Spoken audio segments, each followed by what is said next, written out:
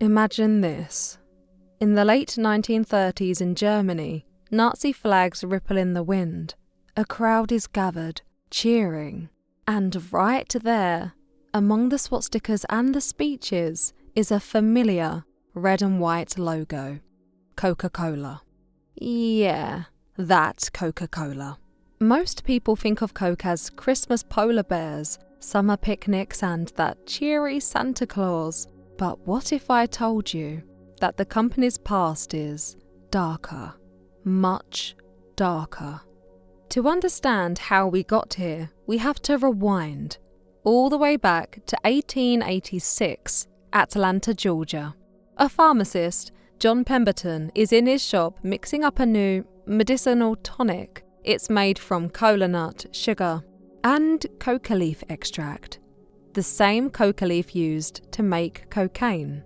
In its earliest days, every glass of Coca-Cola carried traces of the drug, and people loved it, not just for the taste, but for the feeling. Fast forward a few decades, Coca-Cola is everywhere, but not for everyone. In the segregated South, Coke's ads were aimed almost entirely at white audiences, quietly excluding black consumers while reinforcing Jim Crow values.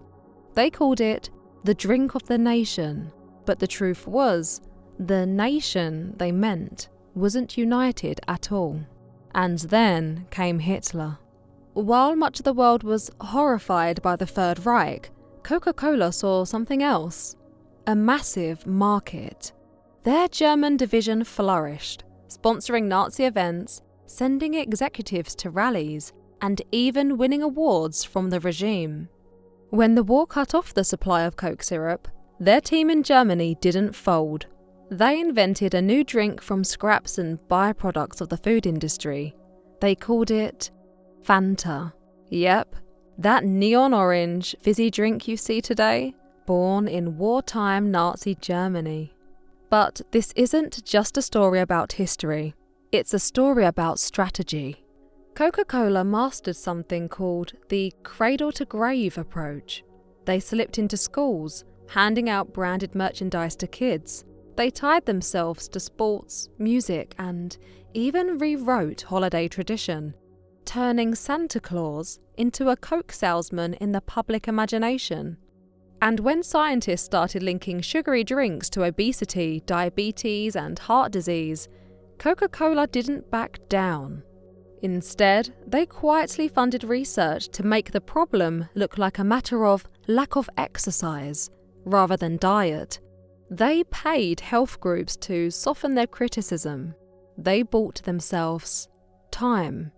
But time has a way of dragging up the things you try to bury. Union leaders in Colombia and Guatemala killed after clashing with Coke bottlers. Entire villages in India stripped of their water so bottling plants could run. Plastic waste piling into oceans and rivers. The marketing says Coke is happiness in a bottle, but happiness doesn't usually come with a body count. So, the next time you hear that fizzy psst of a Coke bottle opening, remember, it's not just a drink, it's a story. One that starts sweet and ends very, very bitter.